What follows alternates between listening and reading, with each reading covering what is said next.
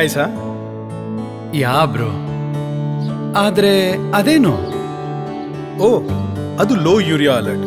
ಅದನ್ನು ಮತ್ತೆ ತುಂಬಿಸಬೇಕು. ಈ ಲೋ ಯೂರಿಯಾ ಅಲರ್ಟ್ ದೊಡ್ಡ ವಿಷಯನಾ? ಹೌದು. Selective catalytic reduction SCR system ಹಾನಿಕಾರಕ ಎಮಿಷನ್ಸ್ ಕನ್ವರ್ಟ್ ಮಾಡುತ್ತೆ. ಅಂದ್ರೆ ನೈಟ್ರೋಜನ್ ಆಕ್ಸೈಡ್ ಅನ್ನು ಯೂರಿಯಾ ಸೊಲ್ಯೂಷನ್ ಮತ್ತು ರಿಡಕ್ಷನ್ ಏಜೆಂಟ್ ನ ಸಹಾಯದಿಂದ ನೈಟ್ರೋಜನ್ ಮತ್ತು ನೀರಾಗಿ ಪರಿವರ್ತಿಸುತ್ತದೆ.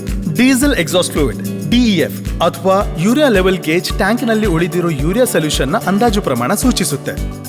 ಈ ಲೆವೆಲ್ ಅನ್ನು ಕ್ಲಸ್ಟರ್ ನಲ್ಲಿರುವ ಯುಟಿಲಿಟಿ ವ್ಯೂ ನಲ್ಲಿ ನೋಡಬಹುದು.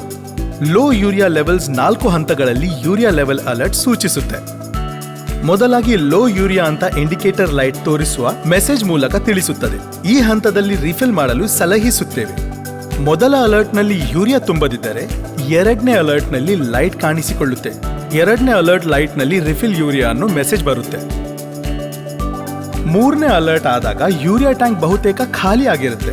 Refill urea otherwise vehicle will not start message ನೊಂದಿಗೆ ಲೈಟ್ ಕಾಣಿಸಿಕೊಳ್ಳುತ್ತೆ.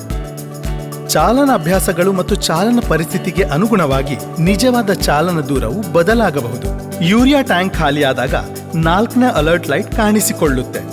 Refill urea otherwise vehicle will not start message ನೊಂದಿಗೆ ಲೈಟ್ ಕ್ಲಸ್ಟರ್ ನಲ್ಲಿ ಕಾಣುತ್ತೆ.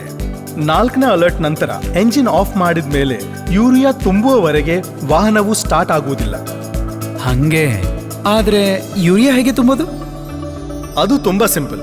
ಹತ್ತಿರದ ಅಧಿಕೃತ 100 ಡೀಲರ್ ಅಥವಾ ಯಾವುದೇ ಫ್ಯೂಲ್ ಸ್ಟೇಷನ್ಗೆ ಹೋಗಿ ಮತ್ತು ಅದನ್ನು ತುಂಬಿಸಿಕೊಳ್ಳಿ.